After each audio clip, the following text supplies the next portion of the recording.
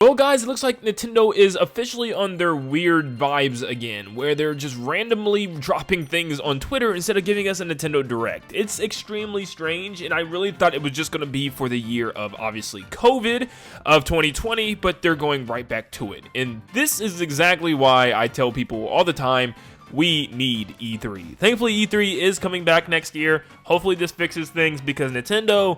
oh my goodness, they are going to Nintendo. And for some reason, they just feel like it's not worth having a Nintendo Direct, but they're still announcing games through Twitter drops. So this just tells me that there are tons of games that they could have talked about in a general Nintendo Direct. They just decided to just skip it and just do everything on Twitter for now. Maybe it's because they have a big Direct planned for September this year.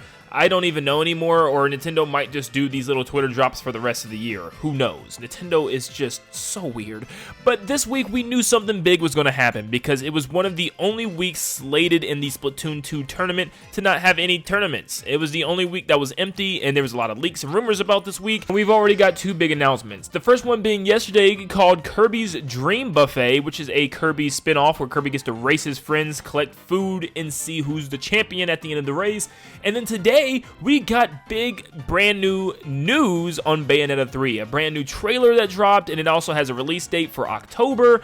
So they threw all of that out. I think it's late October, correct me if I'm wrong. But all that has been revealed today. Lots of Bayonetta information is probably going to still come out throughout the day. They're talking about the game still on Twitter currently. So Bayonetta fans, they're going to eat pretty good today. Many people, even leakers included, think that Nintendo's still going to reveal some more stuff this week. That there's something in store for us tomorrow and something in store for us Friday, which is just so weird still. But apparently there's still some stuff coming and stuff to look forward to, which is very exciting. I guess this is their way of saying, like, since we're not having a Direct, we'll just give you a Direct week. Yeah, I don't know. It's still weird to me. I still prefer Nintendo Direct. This is just not as fun just waking up to announcements instead of like all sitting down preparing to watch them in one video and even having like live reactions to them. So it is what it is.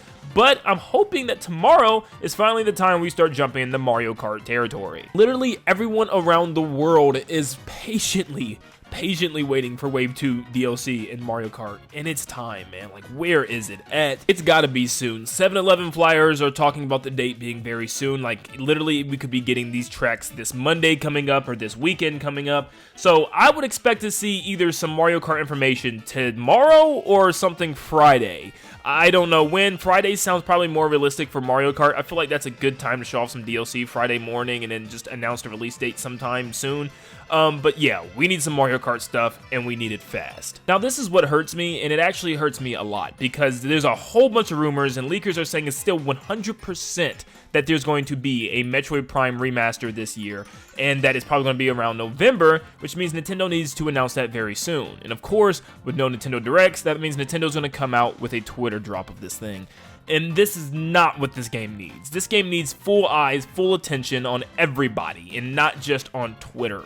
That's going to ultimately hurt the game a little bit. It is. It's just the way the marketing works. You know, you want to market this game to a large audience, especially right now where Metroid isn't seen like one of Nintendo's bigger hitters, and Nintendo needs this to be a big hitter. They have Metroid Prime 4 coming eventually, so they want to hype this game up as much as possible, and dropping this on Twitter as a new announcement is just not going to get it done as much as a Nintendo Direct would. Seeing this thing pop up in a general Direct as everybody has eyes on it and everybody's talking about it is going to be a big deal, but literally just slapping the thing on Twitter, I don't see how this is going to help the franchise any. But I'm just hoping Nintendo just knows what they're doing here. I guess it is technically going to be a port of a very old GameCube game, so maybe there's something, you know, to that where they're like, you know, we don't need to reveal that in a big general Nintendo Direct. But they're saying it's more than a port. It's actually a full-fledged from the ground up remaster, so I don't even know. Let's just see if this thing is real. Let's see if it gets announced. Watch me wake up tomorrow morning to a brand new Metroid Prime remaster or something. That would be crazy. But then, yeah, that's really all I think they could announce right now. Everything else is stuff that we know about. We got an in-depth dive of Mario Rabbids Sparks of Hope just a couple of weeks ago from Ubisoft, so we really don't need anything else from that game. We know it's also coming towards the end of October, I think October 20th, which is weird that Sparks of Hope and Bayonetta 3 is coming out just a week apart. I don't know. The spacing to that is is strange to me. We already had a Xenoblade 3 Nintendo Direct, and we know that the game launches in just a couple of weeks, so we'll probably get tons of more information on Splatoon 3 very soon after that releases, probably in August, having its own Nintendo Direct. It's really one of the last games of this year that we don't have a lot of information on, so I'm fully expecting its own kind of Splatoon Direct, showing off the single player, more multiplayer weapons and abilities and stuff like that, and maybe even like more information on the side modes and stuff with like Salmon Run if anything else has changed with it. But yeah, that's probably when we'll get all that information, I'm guessing around August, just about a month before the game releases, and then we could probably have our test fire then as well, allowing people to jump in, you know, get the servers tested and see how the game's actually running and how fun it actually is, and just get, you know, get the controller in people's hands. It's always a good thing for Splatoon, and it helps out the devs as much as well a couple of weeks before the game launches. So yeah, everything else we know about this year, and I think that's it. There's big rumors of Pokemon getting a big trailer soon. I don't think it's going to be a trailer, but instead I think it's going to be like a mini Pokemon Presents, because, you know, Pokemon works, you know, in their own kind of lane, separate from Nintendo, and they're smarter right now because they know presentations do well.